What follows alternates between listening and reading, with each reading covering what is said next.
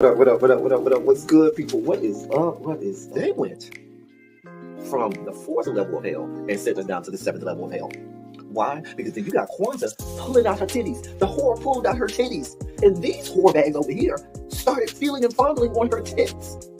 What? I don't have it to do with you. Girl, you can go over there, rant and rave. Girl, you can shake all your rainbow bright hair all you want, dear one. I'm not doing this. I'm not doing this with you, dear one.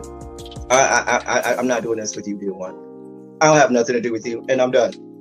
Baby, you can scream my name from the rooftops from now till Jesus come back. I'm done after this. Introduced to Tick's meat.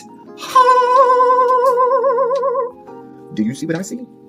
Did y'all really let, hello, casting wardrobe, y'all let him roll up out of wardrobe with these pants on, giving us all of this, thinking we were not going to see it? We have been waiting with bated breath and anticipating all season long for the slightest glimpse, and y'all just put it out there this episode in all of its magnificent glory. Listen, that young man said, baby, you ate on this first date, you giving up the cooch on the first date, okay? Well, you gonna run me my coins. Run me my cooch or run me my coins. Run me my cooch or run me my coins. Run me my cooch or run me my coins. That's our new theme song. That is the new song. Listen, somebody need to put a beat to that. Run me my cooch or run me my coins. Run me my cooch or run me my coins. That's what y'all got going on. Called out Sandcastle. Sand, bitch. Ow. Oh my God, it was so funny, girl. Woo, baby, listen, let me tell you something. This shit started to turn into the precursor for some gay porn. That's what I thought it was. Because Big T is getting all, the voice starting to go deeper and get a little more wet and moist and sentimental and all this shit. And it was real gay at this point. Like, I thought the bitches was going to, I thought Lil Bird was going to turn Big T around and do him like he did Uncle Cliff and do the grease it up with City Lou and ran right in there. It's not a coincidence that Big T started off the conversation by trying to find out if Lil Bird was fucking Mercedes, which he found out he's not. It's also not a coincidence that he started talking about prison. Why? Because the bitches was probably fucking in prison. Girl. Uncle Clifford, you better go get your man. Big T got plans for that. Well, he had on look like something Big Bird vomited up or something like that. Like, I did not like it. That Big Bird couture he was going for, it did not work. Like the pastor of a gay mega church on Easter Sunday. Okay, it was way too much sequence. He had on way too much makeup. Baby, his face looked like Iyanla Vanzant's neckline. Okay, just way too much makeup, clumped in everywhere on his face. Get it together, sweetheart. And you're a big girl, so that gives you a whole lot of canvas. So that was a whole lot of makeup, honey. And Rico looked like he was auditioning to be one of the three kings, or he was auditioning to be the main character on Jesus Christ Superstar. Girl, Wayne, did you have on a blue thong or a blue G-string or something? If you did, I want to see it. If you up in my DMs, I do want to see if you have a blue thong or a blue, jock strap or something like that. I'd love to see it. Anyway, but I liked it with the turtleneck. Now, Troy.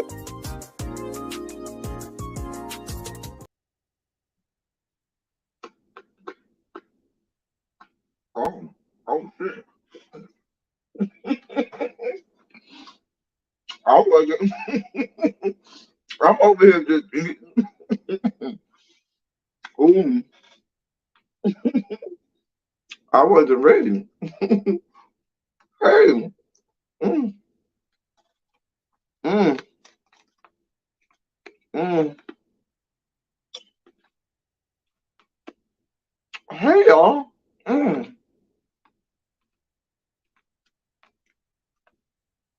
My apologies. I wasn't even ready. Oh, God.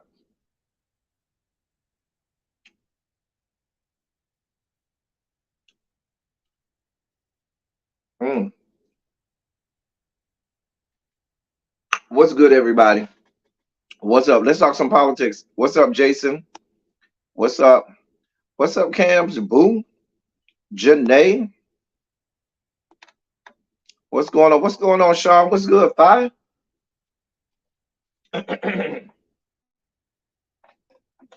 Now listen. That up because I'll lose that. This is the politics of it all. And we're gonna talk about some things. And do the damn thing. We ain't gonna be before you long. The dossier is not packed today. Hey, Danny. We do not have a packed dossier. We just have a couple things that we're gonna talk about. We're gonna get up out of here, and then we're gonna be done for the day. All right. So, where to begin? You know what? Well, let's not waste any time. Let's cut right to the chase, ladies and gentlemen, non-gender and binary conforming members of our audience. It's time for our sugar spike segment.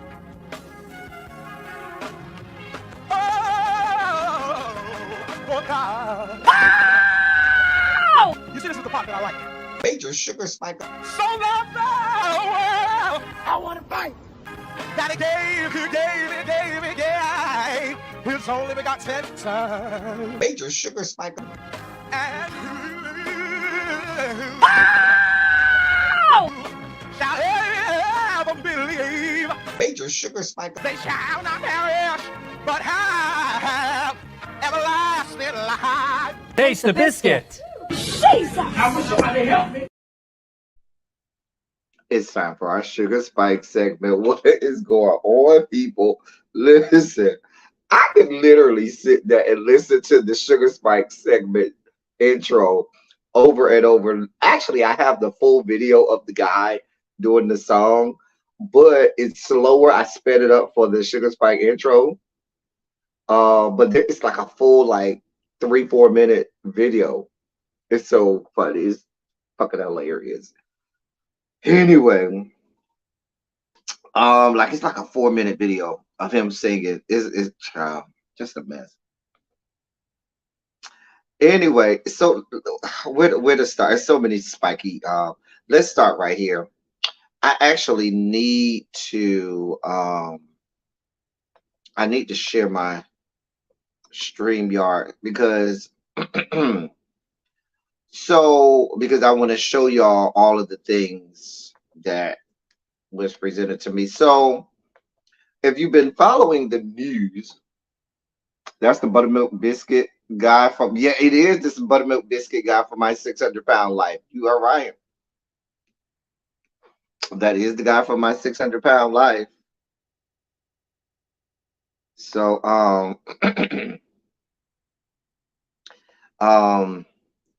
let me set up my stream because I need to show y'all something, and I can't do that without the StreamYard. Okay, what's going on? Oh, God, I just hate when StreamYard bothers me like this. God, it's giving me so much grief.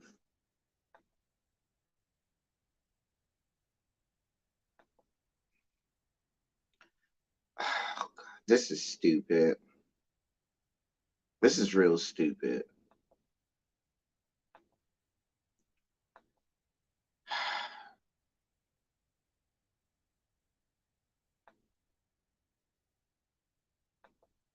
This is stupid.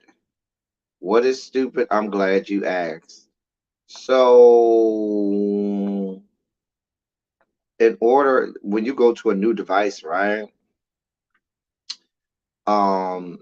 That you haven't been on in a while, StreamYard will say, hey, send us your email and we'll send you, two-step verification. So we'll send you this code and and you can get in with the code. They were supposed to have sent me the code. Ain't now code come. Hey, Really B, did you get my text messages, ma'am?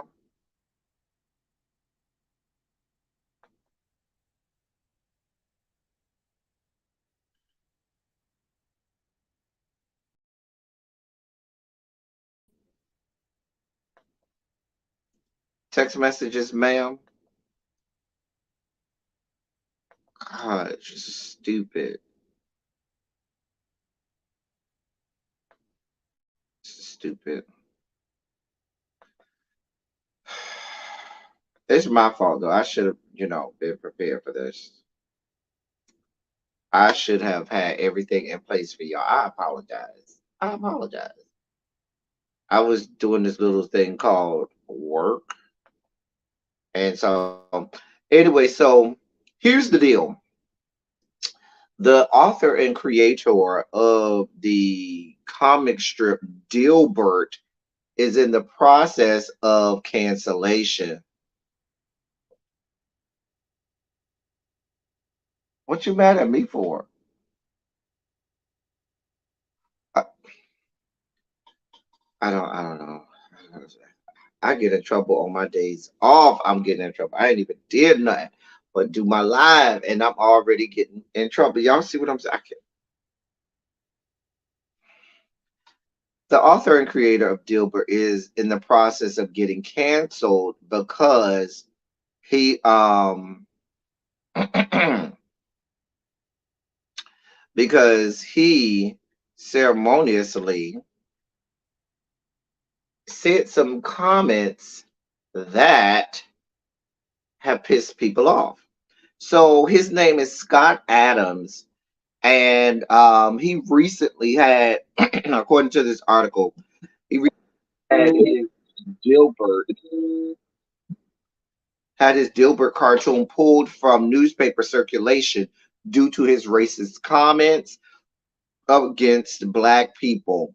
After a Rasmussen Reports poll allegedly found that around 26% of black Americans disagreed with the phrase, it's okay to be white, Adams, the author and creator of the Dilbert comic strip, said black people are a quote, racist hate group, end quote.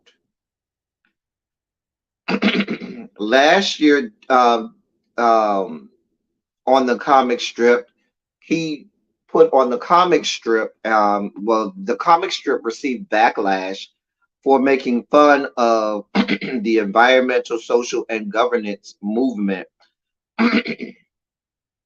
He also introduced a character into his comic strip who was black but identified as white.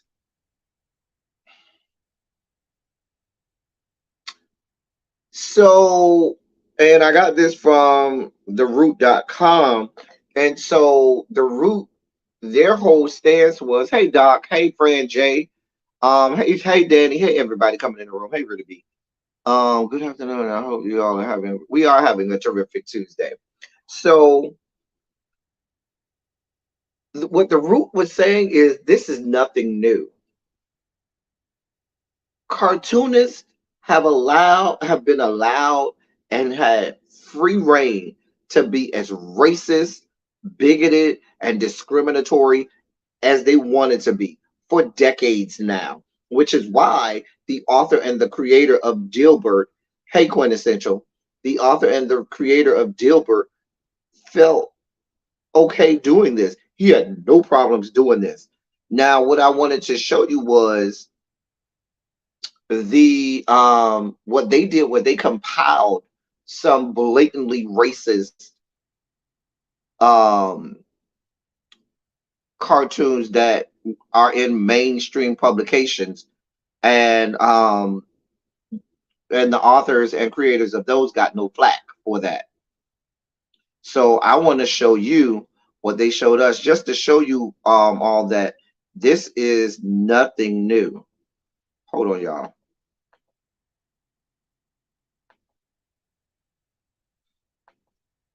Just to show y'all that this ain't nothing new. This has been going on for as long as there's been cartoons in newspapers. Let me share my screen, and let me take down my banner. I mean my overlay. So let me share my screen.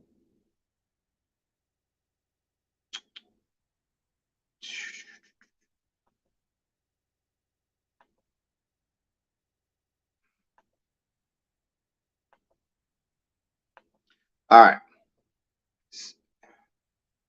So that's the Dilbert guy, right? Here's another racist. Let me see if I can get this in screen.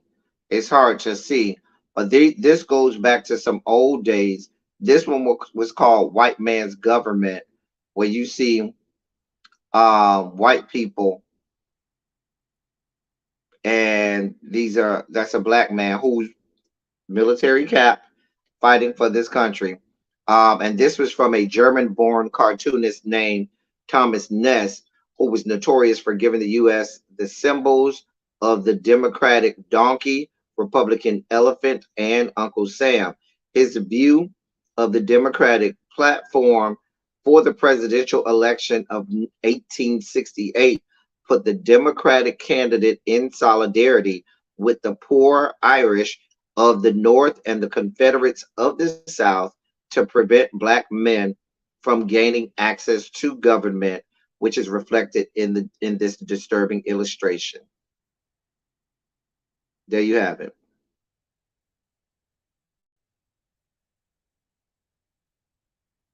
Interesting.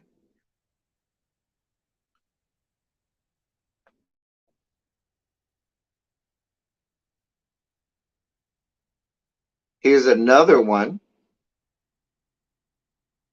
Y'all can see how racist that was. Sorry, y'all. Y'all can see how racist that is. The Hawaiian monarchy was overthrown in January 1893, and the U.S. was on the fence about annexing Hawaii. In order to influence public opinion, newspaper cartoonists portrayed people of territories with dark skin, grass skirts, and bare feet. This particular illustration appeared in the Evening World in November 1893. And there you have it. Long history. Here's another one called Negro Rule. So it's called Negro Rule.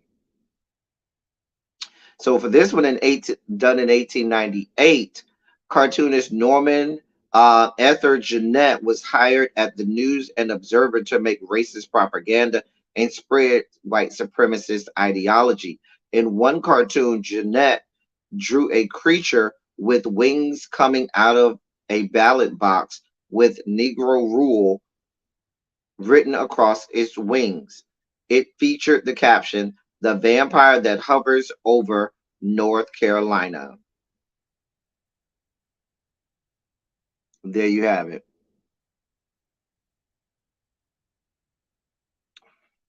I would love to have Really B come up here and break down some of these, but she's mad at me and she doesn't want to talk to me right now. So,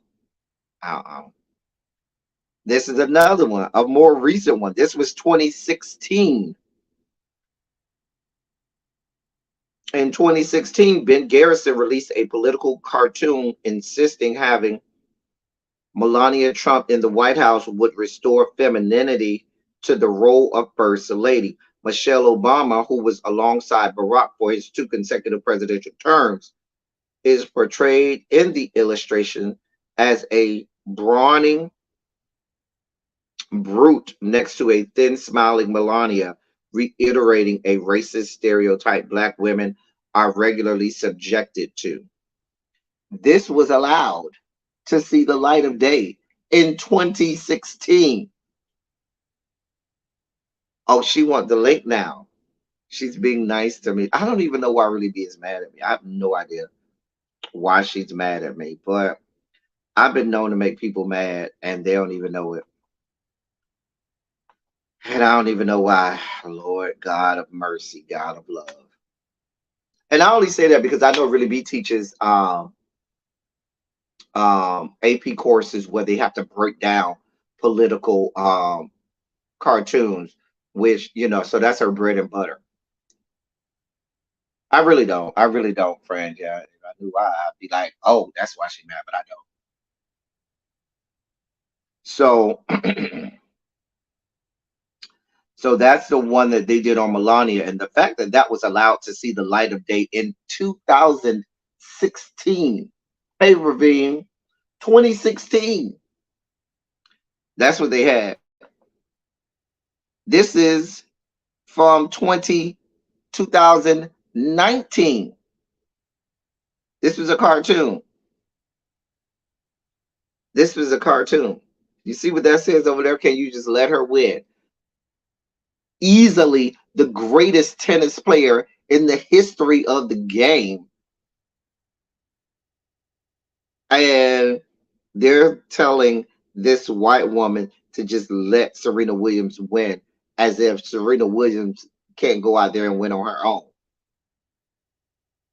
A mess.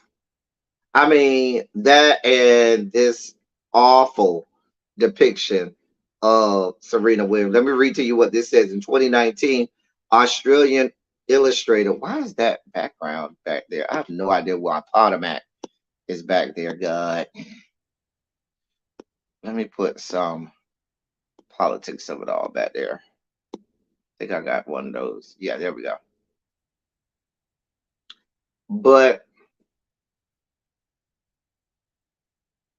this was in 2019. Now, it says Australian illustrator Mark Knight of the Herald Sun was responsible for this sexist and racist cartoon depicting Serena Williams. In it, she had facial features reflecting the dehumanizing Jim Crow caricatures so common in the 19th and 20th centuries. It was during a match with Naomi Osaka, with chair umpire Carlos Ramos asking her to let Williams win. Despite the blowback, the Australian council insisted Knight had violated hadn't meaning had not violated any media rules of conduct.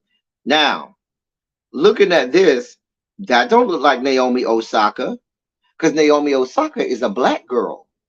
She's a black woman. This don't look like Naomi Osaka. The Naomi Osaka that I know don't have blonde hair.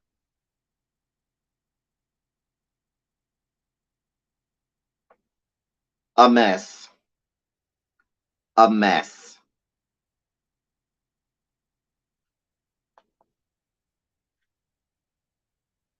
Here's another one. Here's another one. In 2021, there's a pattern here, y'all. What I'm showing y'all is this is not something that's just, they started off with the stuff in the 1800s. Now, back in the 19th century, now we're 21st century. In 2021, Spanish newspaper La Tribuna de Albacete published a cartoon which portrayed the Omicron variants as round characters with brown skin and thick curly hair.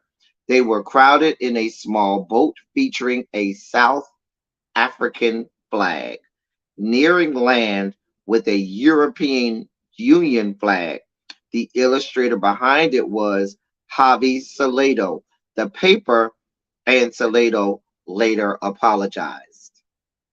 Mind you, COVID didn't come from Africa at all. COVID did not come from Africa at all. At all.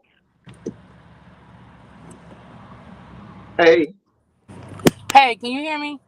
yes. Hold on, my earpiece isn't connected. Hold on, let me try to connect my earpiece. I mean, I can hear So, you, but I prefer to listen through my earpiece. I prefer. oh, okay, okay. Hold on, let me. And the point that I'm making while she's doing that is it doesn't matter what century it's from, it doesn't matter what country it's from. Cartoonists globally, let I shouldn't just say have been allowed to put these races, they have started, let's be clear. Many racist tropes start this way. And generally, what they're doing is they are visually depicting the sentiments of the going public. A lot of people who may not be familiar with certain topics, subjects, people, and you name it, are introduced to these people, topics, subjects, and so forth via these newspaper cartoons. And this is maybe their first interaction with knowing what it is and how to unpack it. And that first, Okay. All right. Can you hear me now? yeah, and Okay. that first interaction with it is based on what they see in these cartoons. So it shapes their stereotypes on that particular group of people or that particular subject matter or, whatever the inspiration is. So it's negligent for media companies around the world to allow these things in the 21st century to still happen. Really, be? Yeah, I'm Okay. here. Oh, okay. I just wanted to make sure you can hear me. This is from 2008.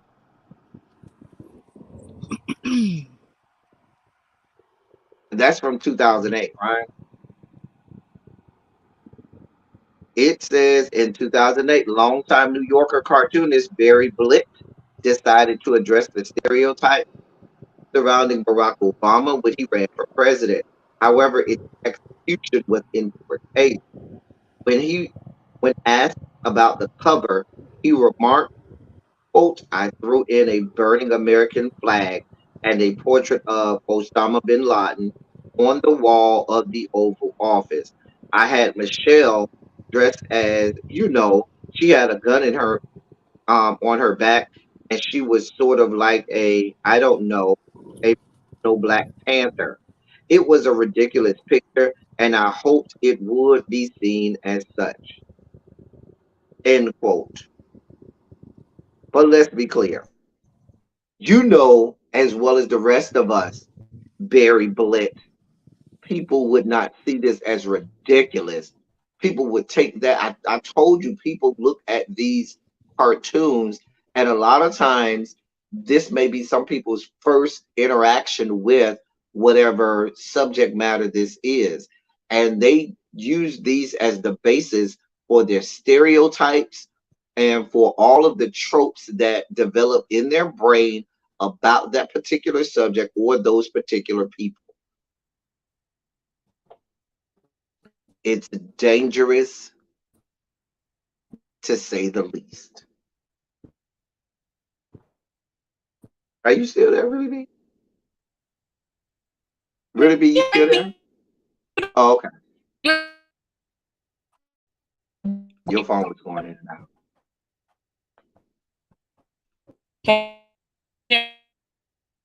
You went all Android robot.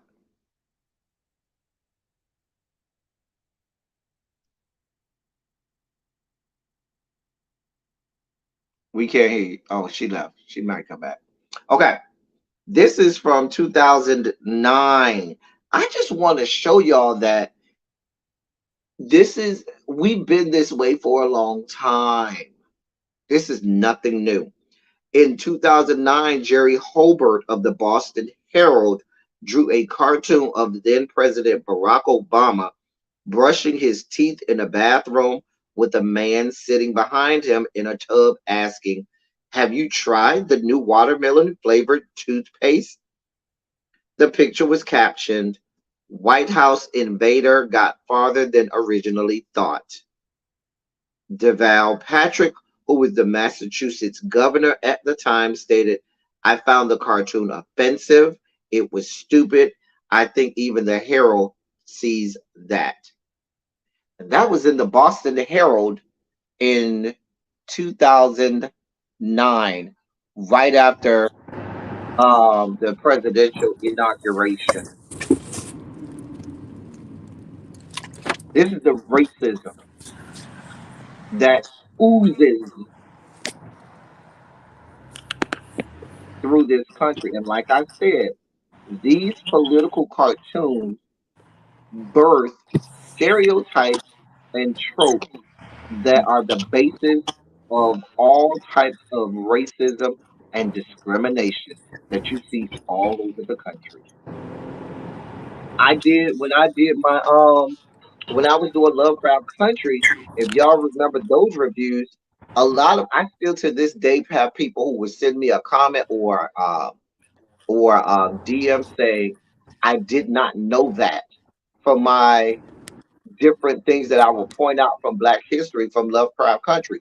For example, the um the depictions of the pickaninnies and the watermelon trope and how that came to be started with political cartoons. And it started with and it birthed because when black people first started to go and be when black people were freed and they started to get their own land and grow crops because farming was what they could do.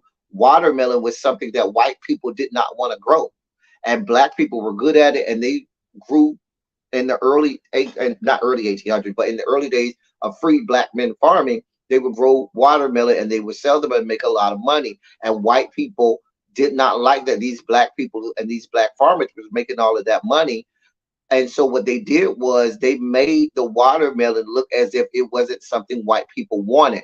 So you had the cartoon caricatures of the pickaninnies and black children and black people eating watermelon, which made white people feel like, oh, I can't be seen eating watermelon like the blacks. And there goes the stereotype and tropes that are the basis of racism and bigotry that we still experience today. Really be? Oh, she go every time I get ready to call her, she be gone. Girl. Here's another one. This is another one from 2009. It says back in 2009, the New York Post published an outright racist and disturbing cartoon poking fun at then President Barack Obama. In it, police officers shot a monkey to death, and a caption alongside it read, quote, they'll have to find someone else to write the next stimulus bill, end quote. Obama had signed a stimulus bill into law the day before, prompting the tabloid to use a racial slur and violent imagery to attack him. The New York Post eventually apologized to, quote, anyone they offended. Mainstream media, who tries now to come off as this bastion of liberalism and, oh, we've always been looking out for democratic principles and the rights of the people. No, you haven't. You're Johnny come latelys because you had an axe to grind with the Trump administration, who told you they didn't want any parts of the mainstream media and who told y'all can go and fuck yourselves. And now you had this issue with Trump, and now all of a sudden you want to, build a coalition behind you of people who you think will, be against that side. Because let's be clear, as much as I love to see our people here on screen as much as we do now, go back 10 years, they wasn't giving that many black. I'm not saying there weren't any black people, but let's be clear. You go back 10 years and 10 to 15 years, and you'll see the opportunities for black people in mainstream media was few and far between. Few and freaking far between. Somebody's stabbing me. Literally, I said every time I keep calling on you, I look up and you go. I'm having the hardest time connected. I don't know what's going on. I'm driving, but I'm having the hardest time with my internet and stuff working. I mean, We my well, can not my hear you. internet, but my. Can you hear me now? We can hear you. The problem is not us hearing you. I don't know if you could hear me or see the screen. I can hear you and everything, but it won't connect to my earpiece. It won't connect to my earpiece, and Oh, then okay. it goes out all together. So I don't know, but I'm almost home now. But okay, so I should be decent. I mean, there are some spots that I know are a little patchy, so I should be good. So, you were calling on me to say what? What's up? Oh no, no, no. I just wanted to. I didn't know if you had seen what was on screen or what I had said. Hey, Diamond Pearl Jim. The hey, Mods Diamond Pearl Jim is about a good 50 plus minutes late to class. 45, 46 minutes late to class. Y'all go ahead and handle that. My essays. Anyway, but I just wanted to know if you had more commentary because I know you political ads are your bread and butter, especially with AP and stuff like that. So, okay, so all right. So let me finish my thought before you cut me off and tell me how wrong I am. So I think that everything you're saying about political cartoons is absolutely correct. Um, as far as political cartoons are concerned, they've always been used as a sounding bell. They've always been used to push propaganda. That is the purpose of them. That is what they're about. Um, and they've been used to exploit every minority, not just blacks. I mean, I know that we're talking about black people, but I'm just saying they've been used across the board um, to exploit all minority groups throughout history. You can go back and look at, political cartoons from World War I, and you'll see, Japanese, I mean, not, I'm sorry, German political cartoons that are very exploitive to German people from American, because of course they were the enemy. Obviously, during World War II, you could see Jewish and Japanese and Italian and Russian throughout the Cold War. And so that's always been the case. And I'm not excusing it. I'm just agreeing with what you're saying. But I think we're conflating two different things, because the situation with the Dilbert cartoonist and what the root is trying to make the connection, I think we're conflating two different things. Dilbert, the cartoons and the Sunday comics are not, I mean, I'm not saying they don't have political themes. I'm not saying that, but they're not deemed political cartoons. And so that's not to say that you can't go back and find a comic strip from 1960 that's racist, or you can't go back and find, a Peanuts cartoon from 1970 that's racist, because it's based on the times in that, where we were in that time frame. But I just think that I don't think that we should be conflating political cartoons with what the cartoonist for Dilbert did.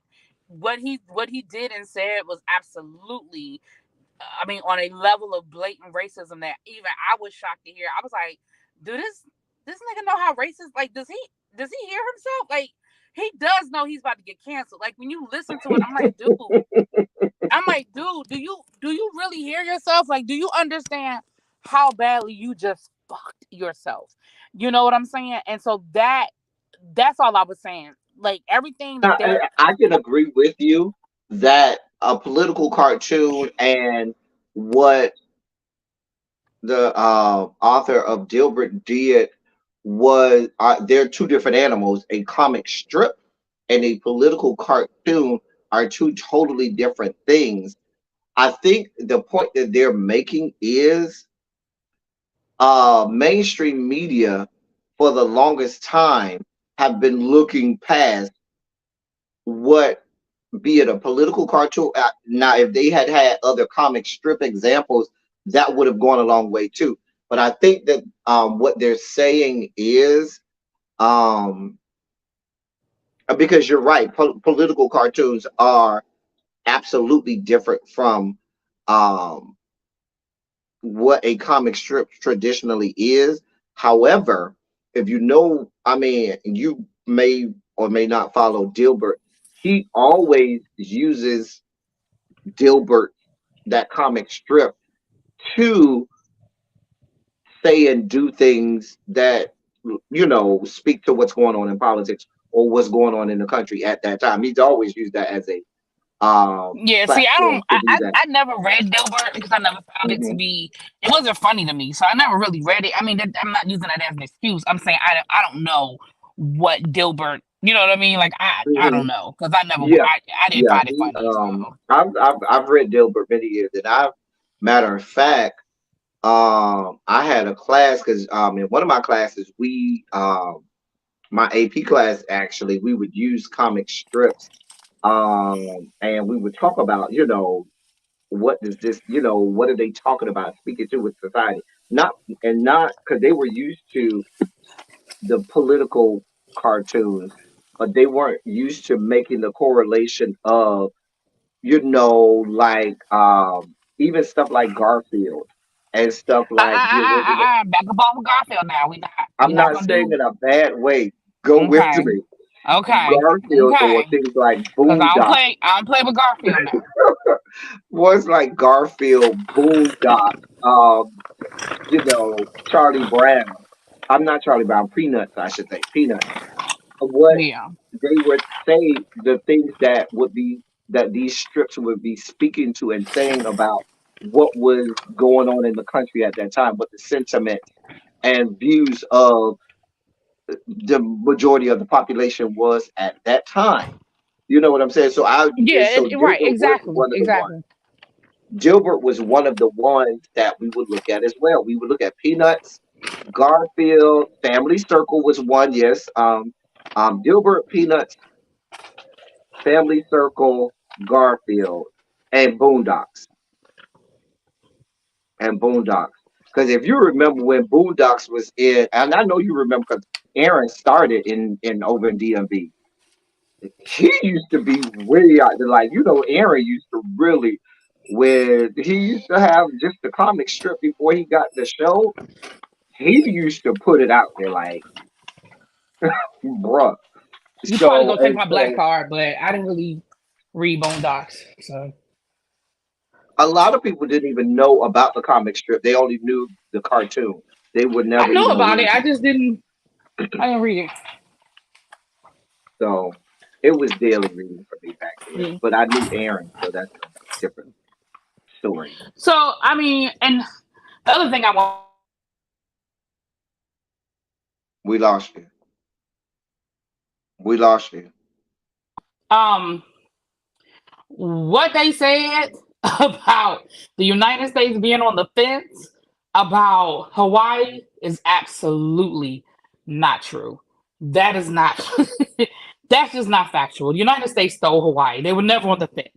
They absolutely invaded. They overthrew the government. They put the queen in her court on house arrest, and they absolutely stole the country. Nobody was on the fence. So what that those political cartoons though, those were to the rest of the world to justify what they did. The United States was never on the fence about nobody mysteriously overthrew the Queen of Hawaii. The United States overthrew the Queen of Hawaii with troops, with US troops. That wasn't so I just wanted to clear that up. I just want you to know, really, be the people are coming for you in the comment section. They What they are coming for taking me your about? black What I do? because they're taking your black card for said. I ain't really get it. It's a Boondocks comic strip. Why? No, I didn't Boondocks. say no. See, y'all, I That's did the not people, not say me. no. That's the Listen, but people. then I'm talking to the people. I didn't say I didn't. I said I never read it. I said I never read the Boondocks. I didn't say that they were bad or I just never read them. I never read it. Sorry. But let's be clear, by the time the Boondocks came along, I wasn't really reading the newspaper. Like when I was a kid, yes, in 1920, whatever the hell you get ready to say, I read the I newspaper didn't every say Sunday. anything. I didn't say I read anything. the Sunday newspaper because I always went to the Sunday paper to get the comics, the Sunday And the TV comics, guide. and get the TV guide. Exactly. You had to get So the TV guide. by the Kids time will never know about right, that. Kids will by the never know. time Boondocks came along, I wasn't reading the paper. I just Because didn't do it. Boondocks came out in the late 90s. I Yeah. want to say I was in high school when it came out. Yeah, in the And late when 90s. I wasn't reading the newspaper. Sorry, y'all. You can take my black card all you want. I want to look when that comic strip came out. It in 1996. Okay, so Quintessential. Okay, quintessential. Yes, 1920, ma'am. I was in I was in depending on what year, I was either a junior or senior in high school, depending on what time, what month of the year. Oh, it said February, so I was a junior in high Yeah. school. Now I was looking. Yeah, exactly, Abby. When I was in college, I would get the newspaper for the coupons. So honestly, I I just, and that's not to say I never ever read the Boondocks. It just wasn't, it wasn't my daily thing, y'all. Sorry. I must go open my wallet and buy your class crab legs. That's a crab leg ride. Now I I watched met that. I was Aaron. faithful watching the show. Now I was faithful with that. I've seen every episode now. Now I'm faithful with the show. I met Aaron Magruder in was it 99? No, it was before that. Yeah, I mean, by '99, I was listen. And I'm going to tell my age, but by '99, I had graduated from college. I was working. Yeah, I I think I was. met him, but I know at the time he didn't have national syndication with the cartoon. He didn't have, Hmm. with the comic strip yet. So yeah, no, Ravina, if you never read the comic strip went way past what the show did. I think for the show, I'm not Comedy Central, Cartoon Network probably had him tone it down, but the show was toned down from the comics. The comic strip was like, yeah, I'm gonna bust you right in the mouth, right in the mouth. So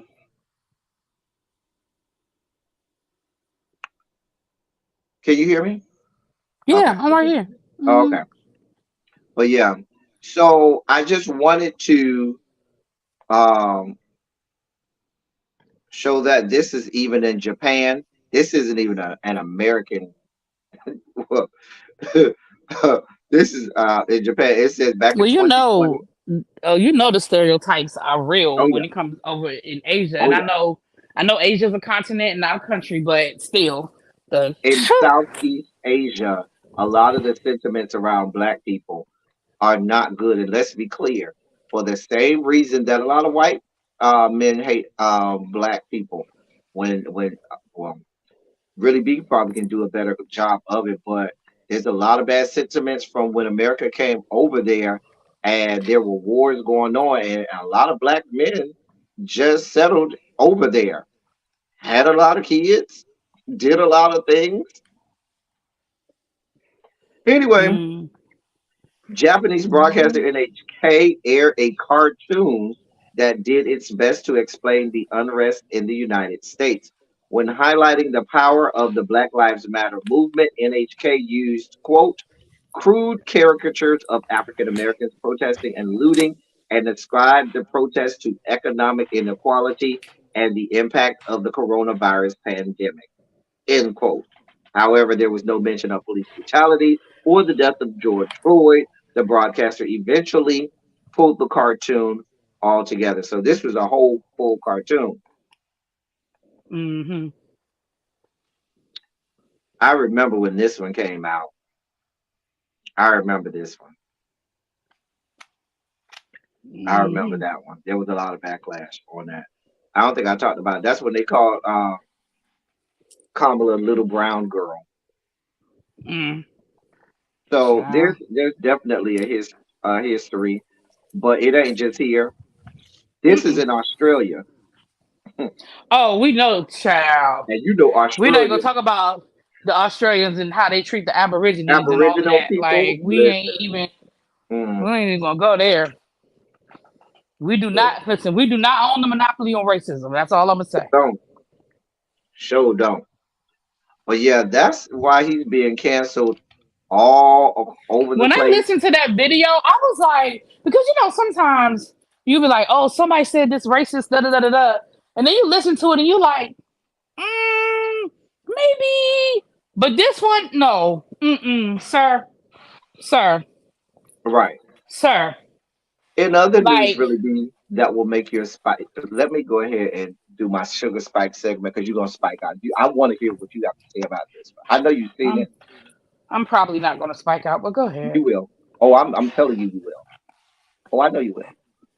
Here you go.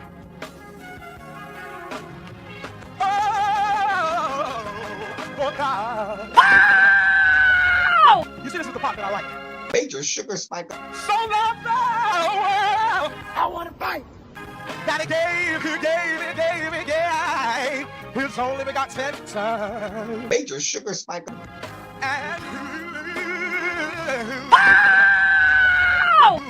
shall ever believe Major sugar spike. they shall not perish, but have everlasting life. Taste the biscuit. So really being a white student is suing Howard University for $2 million. Oh yeah, I over saw that. racist Yeah. claims. I mean, I expected it. I'm not shocked. I expected it. Let's be clear, white people have been going to HBCUs damn near since their existence. And we have not had, I should say we haven't, but I'm not aware. Maybe we're just becoming aware of these types of lawsuits. I'm not aware. The interesting thing is, it was a student who attended their law school. Mm-hmm. So, and in the article, I was trying to do some research. In the articles that I read, they never said where he went to undergrad. I wonder if he went to PWI And why and did he decide to go to Howard? What was your reason for exactly, going to maybe he Howard? couldn't get in. Well, I was gonna say that, but then I hate to make it seem like Howard is easier to get into because Howard is still one of the better law schools in the country. So, It you know. absolutely is. It absolutely is. I don't know. Because now here's the deal. Uh-oh. I've seen some white students, they try to apply to Ivy League. They don't get in at the Ivy League they want, and as opposed to going to another even reputable PWI, they said, well, I'm just going to apply to an HBCU, and some of them don't even get in there. That's a whole nother story or a whole nother day. But my thing is this: if our black asses really be went and sued me, who attended an PWI, I absolutely went to a PWI, and there were a lot of things that happened at my PWI. However, if I dared try to litigate my PWI because of what I attributed to, what's the word he said? Uh, Hostile education environment, I'd be laughed out of court. And I would have wasted my own money. He claims that he suffered, quote, depression, anxiety, and suicidal thoughts as a result of public ostracism, vilification, and humiliation. Mm. Now, the white people I know who attended HBCUs, don't nobody bother them unless they bother somebody. Now, if you go and start bothering people, especially grad students, for the most part, you go to class when you need to go to class, and the rest of your time you either at home or in this day, 2022 or 21st century, you at home. They don't even go to the library like that as much because most of the stuff that you can find in the library, they can find online. Their law school give them access to databases of law files and you know educational writings and so forth. So you either in class, when you in class, ain't none of that going on. And then you go home and you study. Most grad students are either studying all day or maybe they may work on the side, have a part-time job. I don't know that what he's saying is happening really on at the grad school level. I might can go with him if he said undergrad, because undergrad is undergrad. You know what I'm saying? You got some knuckleheads in undergrad. That happens. But grad school, bruh, You having suicidal thought, depression, and anxiety as a result of public ostracism, vilification, and humiliation. Child. Girl, girl, girl, girl. Yeah, I just. Where's my phone? Yeah, Yeah, I don't have the energy. I just can't. I don't have energy for these people. You voluntarily took your happy ass to a HBCU for a graduate program. And like you said, most grad students, they don't even hang out on campus. They At go to all. class, they go to hell home. They don't do too much in the middle. They don't attend social functions unless it's a part of a class. They don't hang out in the caf. They don't go to homecoming. Like, they don't do those. I mean, every once in a while, I'm not gonna say they don't do absolutely anything, but they do not participate in grad on grad level the way you do in undergrad. You just don't. I've been in grad school twice, and I couldn't tell you nothing about what happens on that campus when I'm not in class. I couldn't tell you nothing. I couldn't tell you when their homecoming was. Hell, I could probably barely tell you what the damn school mascot was because I didn't give a damn. I didn't give a damn. I went to class. I went home. I was working a full-time job. So I was literally rolling in after work, sitting in Mhm. class till 10 o'clock at night, That's taking my right. happy ass home. Child, don't remind me really. These kids don't understand when you still had to go to grad school, when you had to be in class for grad school.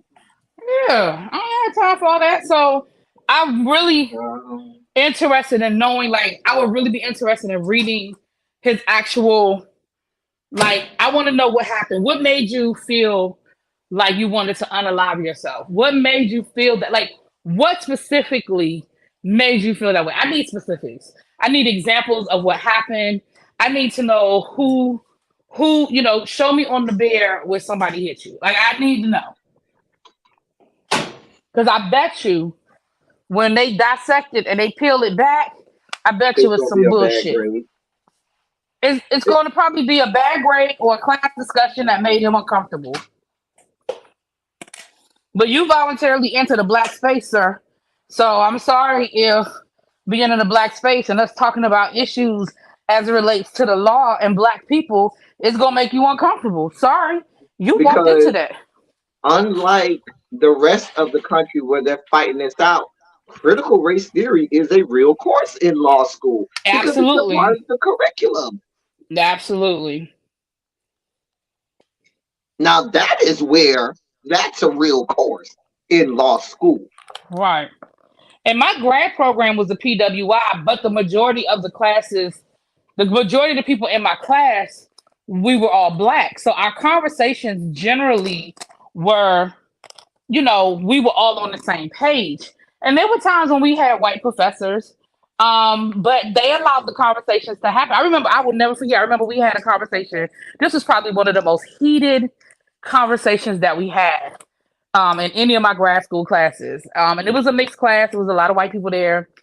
But it was a lot of black folk, and we were all educators. Um, and we were talking about corporal punishment. Woo, that got heated. And it honestly, when you break it down, it it broke down across racial lines. All the black folk was like, "We don't see no problem with it. I don't care about spanking your kids." And of course, the white folk were like, "Oh my gosh, that's not necessary. There's no need to put your hands on your kids. You're teaching them how to be violent." And that was probably the most heated conversation. But again, we're all adults. Nobody took it home. You know what I mean? Nobody came back the next week wanting to fight, but we just knew we didn't agree. We just didn't agree on the topic. And it was what it was. So if I were a white person and I voluntarily walked into a black space and the majority of the conversation centers around the experiences of black people, how can I be mad about that? How can I feel some kind of way about that? I voluntarily brought my ass in here. Fred J say preferably with a switch, a mess. It was a guy there who was a principal at a Christian school, and he was saying how he was allowed to spank the students. Like that was part of the parents sign off on it. Oh my gosh, what did he say that for? They were like, "What kind of who does that? Why would someone take their kids to that school?" I was like, "Shit, I went to Catholic school, and the nuns were allowed to spank us. Hell, I got a spanking. I got my mouth washed out with soap. I got a spanking in front of the class. Like again, it's just different spaces. And my parents ain't feel no kind of way about it. Shit. In other news, if you need something to do with yourself, if you can halfway sing, if I'll you tell you, do I'm gonna that, drop down because I'm going to eat okay. dinner. Can I just make And an I know you announcement, got to get please? ready for your show. I know you got to get ready Well, for your I'm not going live until later because I'm doing game night. We're doing Black History Kahoot tonight, so I'm not going live until later. But yeah, show. Okay. so y'all come All on right. over We'll and see you there. yeah, What come time on is over that? and I scheduled it for 8, but I might change it a little bit earlier. But it won't be maybe 7:30. It's just gonna depend. It's gonna depend, but it's for 8. It's scheduled for 8 Okay. o'clock. I'll come over there if y'all are still on after I finish my panel. I'll be over there. Okay, bye. Bye.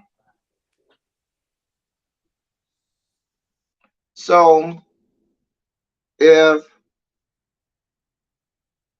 if you have any talent, if you can halfway sing, if you can yin yin yin around the house, I got somebody that may be looking for you. That person is probably King Charles III, who's having a coronation on May 6th. Ain't nobody trying to go over there. None of the big names in entertainment in England want anything to do with this young man. They done asked Elton John. Of course, he said no, because you know him and Diana was good friends, honey. Elton John said no, boo. Adele, sorry, honey. Harry Styles, girl, you got to be kidding me. Ed Sheeran, boo boo, this ain't happening. Robbie Williams, bruh, mm-mm. Even the Spice Girls said no means no, and yes means no. Everybody done said no. He's supposed to, child, child, Elton John said, listen, you know I was best friends with Diana. Bitch, I made a whole song about her, made millions of dollars on that song about Diana.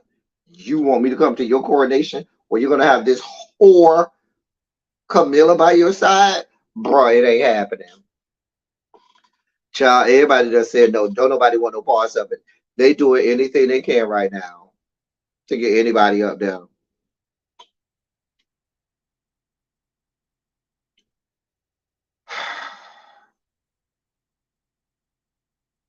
A mess. They looking to fill the position with anything and anybody. This is 2023, and the people remember and are highlighting all of your racism and bigotry, and they want no parts of you people. I don't feel bad for them. I don't feel bad for them at all. I mean, he already like what, 74, 75 years old. I mean, he only got a few more years left on the throne. Get over it. Just be glad you got there before. Because at one point, I thought he was going to die before his mama. Okay, I thought he was going to die before his mama. But child,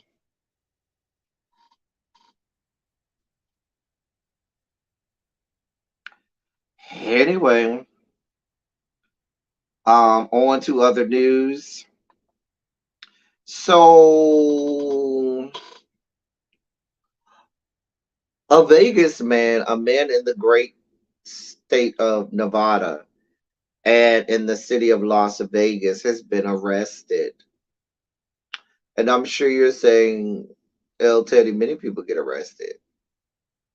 Well, let me tell you why he's been arrested. Let me read this to you. Las Vegas Metro Police arrested a white man accused of speeding toward a black family while yelling racial slurs at him outside a hotel. He was arrested following the incident. However, he's facing several charges for previous instances of making racially motivated threats. Hunter Holman, 27. Anytime they got to put your age after your name, you either dead or you done did something wrong. Especially if they go first, middle, last name, and age. Baby, you either done did something terribly wrong or you're dead. I'm just saying.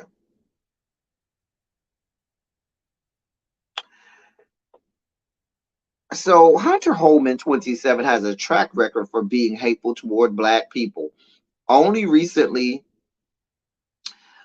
his dealings came to light after his charges started racking up every incident. After his charges started racking up every incident where he threatened a black life. Last summer, he began wreaking havoc. In June, the report says Holman made threats to kill his former employer using a racial slur while doing so. In July, authorities say Holman accelerated his car toward a black family, got out of the vehicle to continue pursuing them, and then ended up being stabbed in the face by one of them because black people ain't with the shit. You went over there to try to run them over. You had the nerve to get out your car, and your ass got stabbed in the face. Fuck with us, you might get stabbed. Continuing on, after his plan backfired, he still ain't give up. This month, detectives say Holman called up two hotels threatening to kill someone with a rifle, boasting about his collection of knives and claiming he was the king of the KKK. The report says. Last week, authorities in Arkansas notified Metro Police about Holman allegedly threatening black people with an AR-15 at a fitness center in Little Rock. Quote, based on Holman's course of conduct, it is apparent he displayed hate bias toward people of color, specifically black subjects, and has demonstrated the ability to carry violence against them, demonstrated by his attack in July of 2022. End quote. Metro Police arrested Holman on Thursday, February 23rd, records show. He declined to answer the officers' questions. Holman faces two charges of hate bias crimes, records show. He paid a surety bond and was released from custody.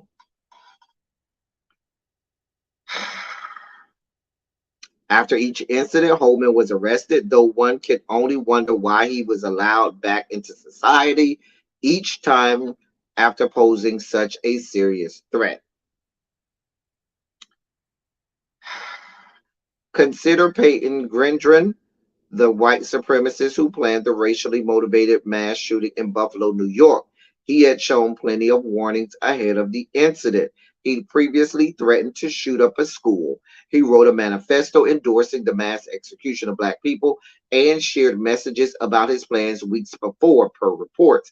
His signs of being a threat to society were off as simple were written off, as symptoms of mental illness. Now he's going to spend the rest of his life in prison.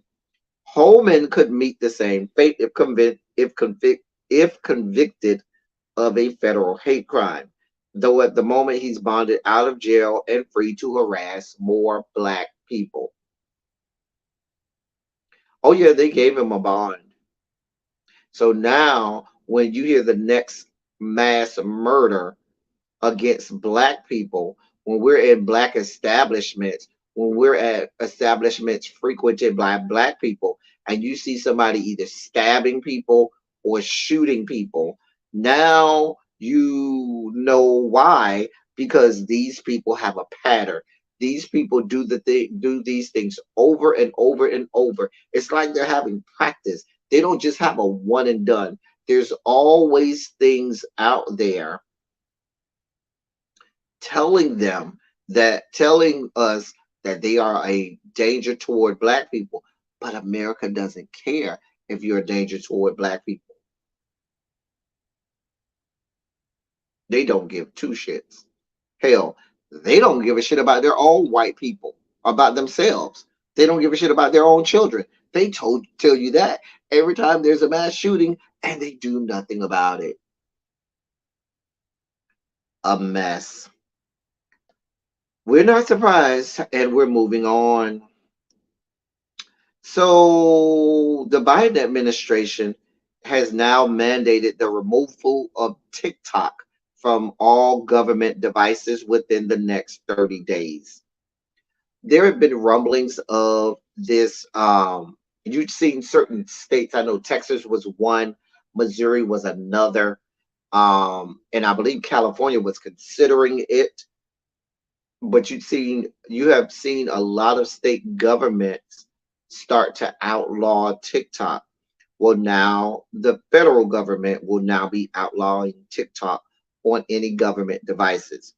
Let me read this for you. The White House is giving all federal agencies 30 days to wipe TikTok off all government devices as the Chinese owned social media app comes under increasing scrutiny in Washington over security concerns. The Office of Management and Budget calls the guidance issued Monday a critical step forward in addressing the risks presented by the app to sensitive government data. Some agencies, including the Department of Defense, Homeland Security, and State, already have restrictions in place. The guidance calls on the rest of the federal government to follow suit within 30 days. The White House already does not allow TikTok on its devices. And where this is coming from is this is there's been considerable breaches from the TikTok app. The TikTok app works in the background of your device. There's a lot of personal information and a lot of data that is collected by TikTok.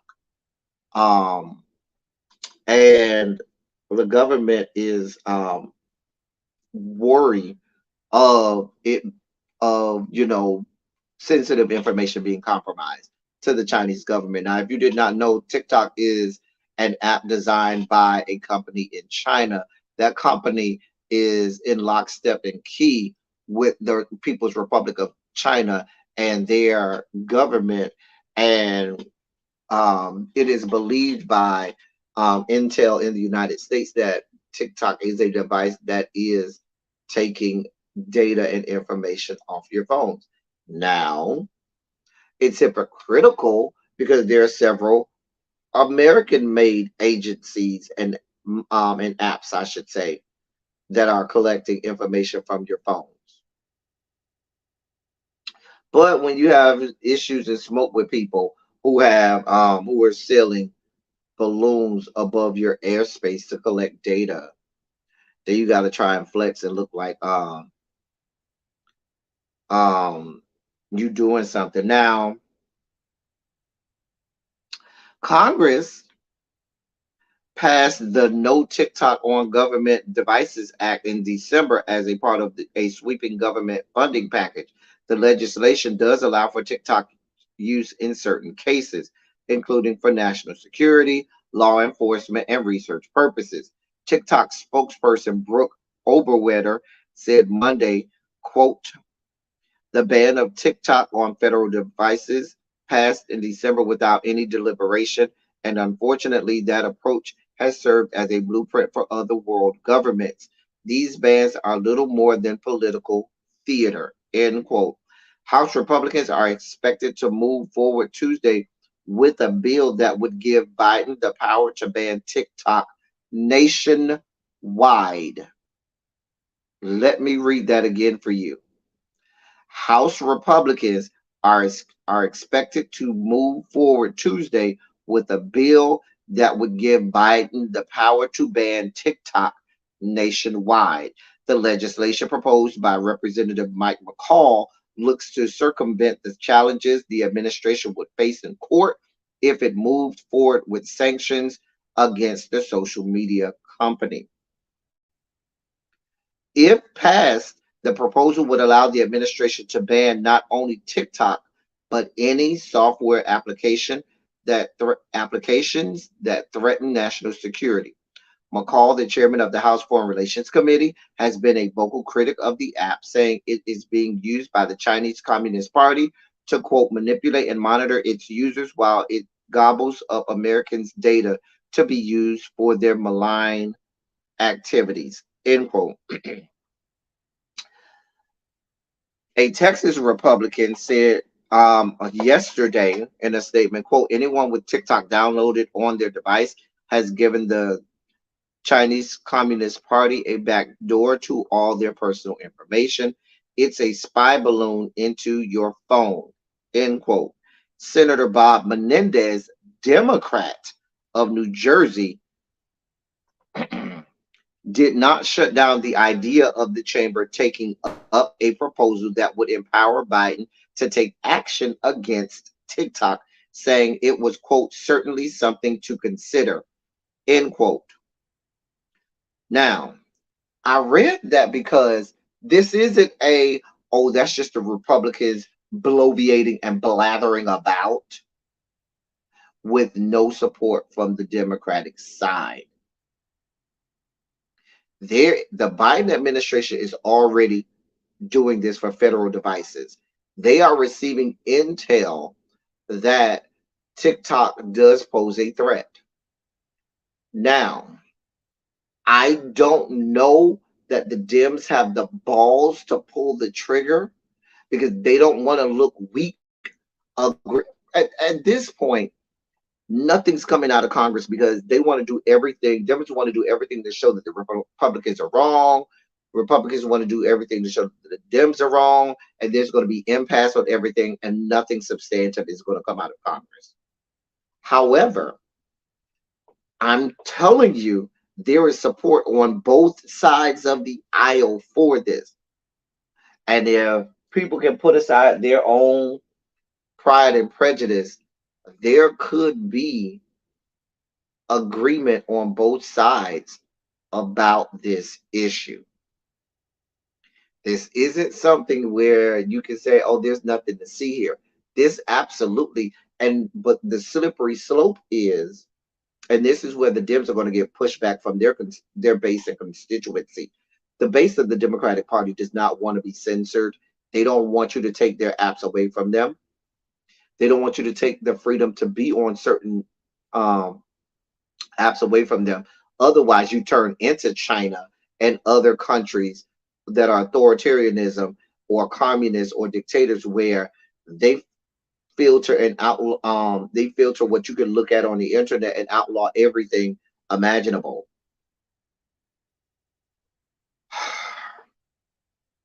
The slippery slope is once you say something under the guise of it proposing a national security threat or concern, you could make that argument with a whole lot of apps.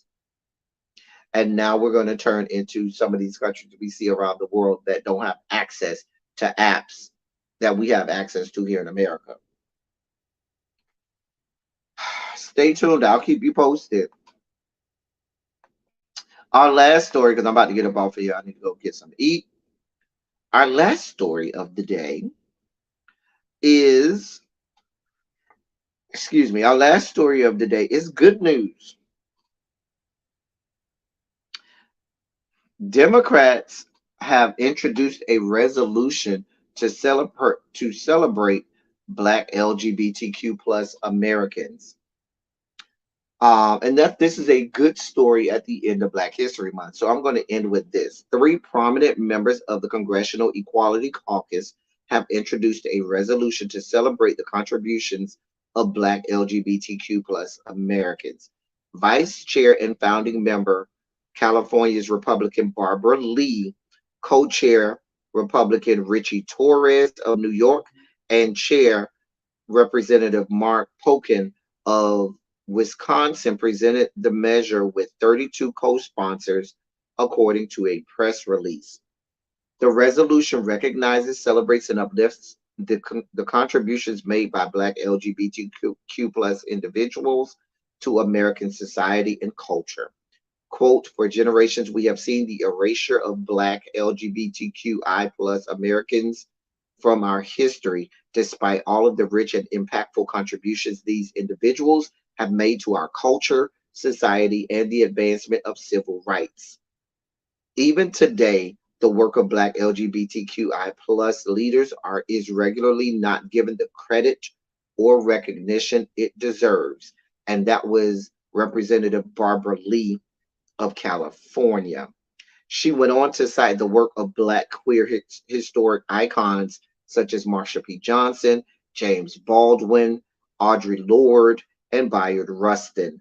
Torres, who is gay, noted that Black LGBTQ plus Americans had made contributions to society for which they haven't been recognized. He said, quote, and this is Representative Richie Torres of New York. He said, quote, Black LGBTQ plus Americans have made countless and indelible contributions to our society that have enriched our lives, informed our history, and enhanced our culture across many industries and institutions. But too often their stories and their legacies are erased or ignored, and many people remain unaware of the impact Black LGBTQ plus individuals have had on our country. End quote. Representative Mark Pocan of Wisconsin remarked that Black History Month is a time to celebrate the achievements of Black Americans from all walks of life. He went on to say, quote, Black history is American history, and that includes Black LGBTQI plus history, end quote. The out Wisconsin lawmaker also added, quote, I am honored to join Equality Caucus Vice Chair Barbara Lee and Co-Chair Richie Torres in introducing this resolution honoring the legacies of Black LGBTQI plus trailblazers across the country. End quote. And I wanted to end with that good story. Um, so that's our feel good story of the day. Um, in the wake of all of the tremendous onslaught of laws and things that are coming against LGBTQI plus across this country, I'm glad that they decided to put out a resolution that would celebrate so many who have been forgotten, even within the Black community. Say what you want. These people were pushed to the background because they did not want you to know. It wasn't that they didn't want you to know they were Black. They didn't want you to know that they were gay or lesbian or queer or bisexual or trans or, LGBTQ plus the full spectrum. And even during the civil rights era, these people were pushed to the background. And if they weren't pushed into the background, people were forced to live lives that weren't authentically who they were. And there are many prominent individuals that fall into that um, in that umbrella. Anyway, that is our live for today. Listen, y'all, I'm about to get up out of here, but that was our feel good story for the day. I hope you liked it. Um, I'll probably be live again on. I am going live tonight at 8 o'clock for our Housewives of Potomac panel um, with Medusa and Darren. We'll be live at 8 here, so you can join me back here at 8 o'clock. I'll be live again after that on Thursday. I probably won't be live tomorrow. I have a lot to do tomorrow, but Thursday we'll probably be live again. So you can come and it may be a run your mouth. I'm not sure. I'll be out of town this weekend, so I'm not sure if I'll be able to do a silly Saturday. Anyway, as I always say, I love y'all. I love on y'all. Thank you all for being vocal, present, and active. Thank you for doing what you do. Thank you for any and all contributions that you make to the channel. They are much obliged. They're much appreciated. Um, Many people have Okay, Tracy. I'll send it to you. Send me a DM. Many people have sent me contributions after I've gotten off. I see them. I thank you for making those contributions. If you do make a contribution via Cash App, um, in the comment section, say this is from and put your YouTube name so that I know who it was, because I don't like to all the time call. We don't like to call out people's government names for obvious reasons of doxing and all of that. So if you could, in the for section, what it's for, put your YouTube name on there, and that way I know who you are. So thank you, thank you, thank you, because I have received several contributions from several of you who appreciate the content and wanted to contribute to the platform. Thank you all so much. That's all I got for y'all. Until next time, thank y'all for coming. Y'all drive safely. I'm out.